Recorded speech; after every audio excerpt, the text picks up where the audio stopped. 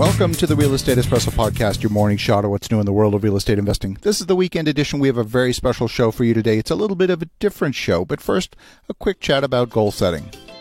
Goal setting is one of the most important aspects to achieving anything in life. If you don't know where you're going, you might end up someplace else. I'd like to invite you to join me for 3 days on the Mexican Riviera for an intensive goal setting retreat so that you start your 2020 with energy, purpose, focus, and momentum. The annual goal setting retreat will take place over the first weekend in December on the beautiful Mexican Riviera. Registration will open up on July 31st. If you're interested in learning more, send an email to goals@victorjm.com and you'll be among the first to have the opportunity to join me in Mexico.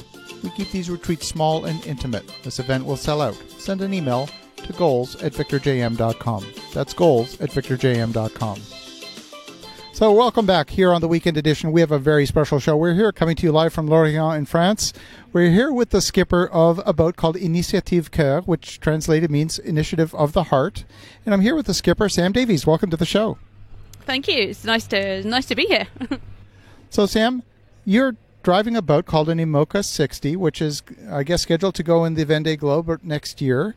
Tell us a little bit about that particular class of boat.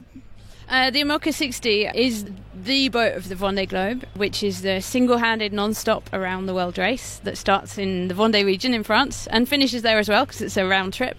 And the boat is 60 foot long. It's 18 meters, just over 18 meters, and it's not one design, so the boats have to fit into a sort of box rule, so they don't all look identical. There's a few things that look similar: the height of the mast, the draft of the boat, but basically as any box rule. And so there's lots of areas open for the skippers and the yacht designers to I guess use their creativity and optimization. It's a pretty exciting class because that allows a lot of development, having not being one design. And right now the big development area is the foils, obviously. Yeah, absolutely. The distinctive foils, they give you a lot of lift on the leeward side and get the boat up and out of the water, reduce the wetted surface. How much of a game changer is that in terms of just getting the boat planing? Well, it's obviously a really interesting development. One of our class rules is actually slowing the development down intentionally, and that's to not allow lifting flaps on the rudders, because otherwise the boats would come completely out of the water. So we're half flying our monohulls offshore, which is plenty enough for what we're learning at the moment. And so yes, it's changing the way the boats sail and the way the boats are being designed as well. So the first generation of foiling boats, of foiling IMOCAs, was the 2016 generation for the last Vendée Globe.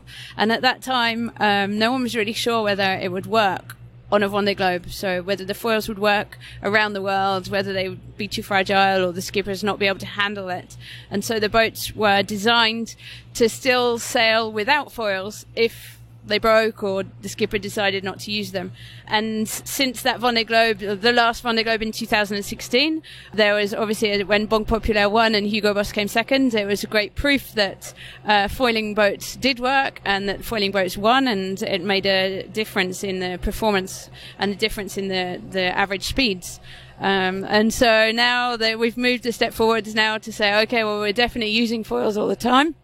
So how can we adapt the rest of the boat to handle and optimize that performance? And so we're kind of at that step now, and just accepting that we will use the foils all the time, and how the sail design changes and how the sail trim changes and how the foil design changes. And that's why it's really interesting, because no one really knows exactly what's best. And so we're seeing some really, really different designs coming out right now. That's incredibly fascinating. There's a race car driver in the United States, AJ Foyt, who basically said all cars have a lot of speed in them. The art isn't getting the speed out of them. There's obviously a mental capacity to this. I mean, you're talking about working under sleep deprivation type conditions. Talk a little bit about that. For sure. We work a lot on performance, especially the boats that are trying to win the races. But at the end of the day, when you sail offshore around the world, it's more about raising your average performance as near to 100% as possible than reaching pure massive top speeds all the time, because you can't do that offshore in the waves. So the same with the foils. We can send our boats really, really fast if we have flat water and perfect conditions, but we're actually looking at how we can handle that offshore in the waves and just increase the average boat speeds rather than recording peak boat speeds, which is great fun when we want to tell stories in the bar, but it's not really interesting for us when we're crossing oceans. And it's the same with, so when we're offshore, it's not just our foils and our boats that suffer, it's ourselves as well. And when we're single-handed, we don't slow down when we go to sleep. So the other technology that's advancing pretty fast is the autopilot technology, and everything that's kind of helping and alerting the skipper. So object detection, other boat detection, and all kinds of alarm systems as well, so that when we have to switch off and have our very short naps, we know that we'll wake up if the boat performance goes down. So let's talk a little bit about the business aspect of sailing. I mean, unless your name is Rothschild, like the boat next to us on the quay here, you're looking for sponsorship. Is that the job of the skipper? Do you have a team working with you on sponsorship? How's that all come together? Every team is a bit different when it comes to sponsorship. I'm very lucky because Initiative Care is a unique project. So the name of the project is not a sponsor's name.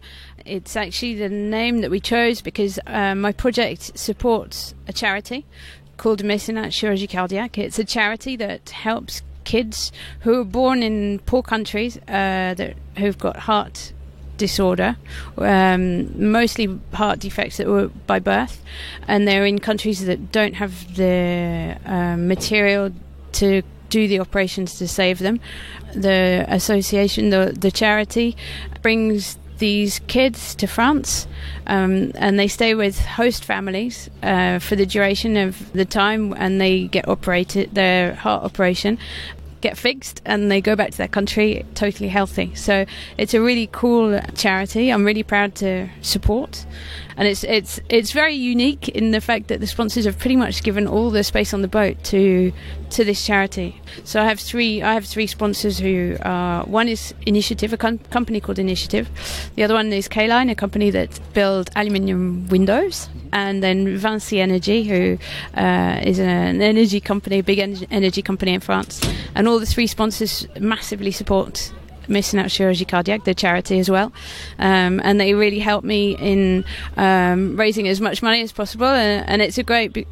For me, it's a project that can really be concrete, and I can see the difference the project is making, because it costs €12,000 to save one child by the charity, basically, with the hospital fees being the most, and lots of volunteer work and help, obviously.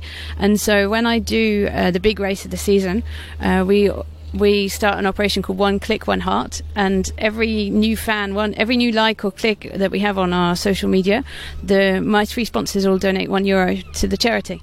And so we set ourselves a target before every race of a number of kids we want to try and save, and so the public help us without actually paying by clicking, and then in return the sponsors donate the money. It's really unique, it's a bit different, but it's a great it's an amazing project that kind of links charity, sport at top level, and companies obviously that love backing sailing. So we also do what all the other projects do. So the sponsor sailing, we have lots of days where we do engage with each of our three main sponsors, and they all use the project differently, in inverted commas. So some of them doing lots of sponsor sailing, another company I do lots of conferences within the company. One of the companies is involved a lot with charities and schools, and so I do a lot of visits to schools as well, and I love doing that. So it's really varied, and yeah, in France, pretty much every big project, apart from a couple of, obviously, Gitano, who's sponsored by a private owner, and Spindrift as well is another private owner, but all the other projects are professional projects with either one title sponsor. We're standing right next to Sodibo right now, which is they have just one sponsor, the company Sodibo, or a whole group of sponsors, and a lot of people create business clubs. to be able to raise money without it being such a big investment for one particular company, and they create a business club, and a lot of sponsors actually enjoy that because that creates a network, and on the sponsor sailing days then they go and they meet other companies and do business together. So there's lots of different models, and whether it's to the skipper or not to find the money, that also depends. There are agencies that have evolved in sailing. Each skipper is a little bit different, and I guess when you're new to it, trying to raise the money, you're kind of on your own, and then you have to really use the network a lot. Other skippers who've been sailing a lot, who've managed to create companies, and they can afford to keep someone and pay them to keep looking for new sponsors and maintaining the existing sponsors. So it's all different depending on what level and what experience the skipper has. I love that. One of the things that I do is I raise capital professionally for lots of development projects around the United States. And when we do that, when we talk to investors, we talk about what's the ROI for them. And when you're talking about sponsoring a sporting event or a sporting team, you're talking about something where the ROI is maybe a little bit less clear. It might be a little bit more nebulous. How do you address that with your sponsors? Yeah, for sure. There's something that can be calculated, obviously, with what we see in the media, and there's companies that are out there to calculate the return, the actual return that can be calculated and seen and recorded and put down on paper. But there is so much more in sailing that is, I guess, priceless in terms of that contact that we have with our sponsors. And an example I use just the other day when I was sailing with a group of people who admitted to be not that enthusiastic because they weren't at all sailing fans, from one of the companies that sponsors me, saying they weren't really enthusiastic at the beginning of the day, and by the end of the day they were totally hooked. They know nothing about sailing, have never been sailing in their life, and when I was talking with them, they were saying one of the key things is that if you compare that to another sport like Formula One, or there's other sports with a similar example, and these guys actually sailed for a day on the boat that is going to sail around the world with me on it, and so it's not like they're just sailing in the guest boat, or they actually get to come and see the boat and be in the boat and sail on the boat that is going to sail around the world, or that has sailed around the world.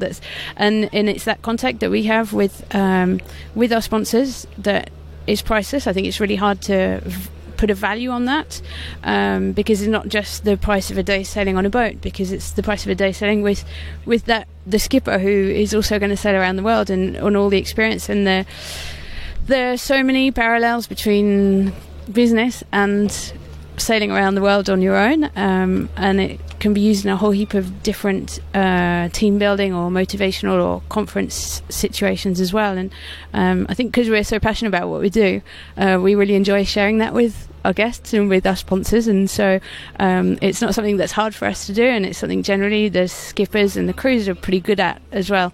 I think it's impossible to put a value on that. Fantastic.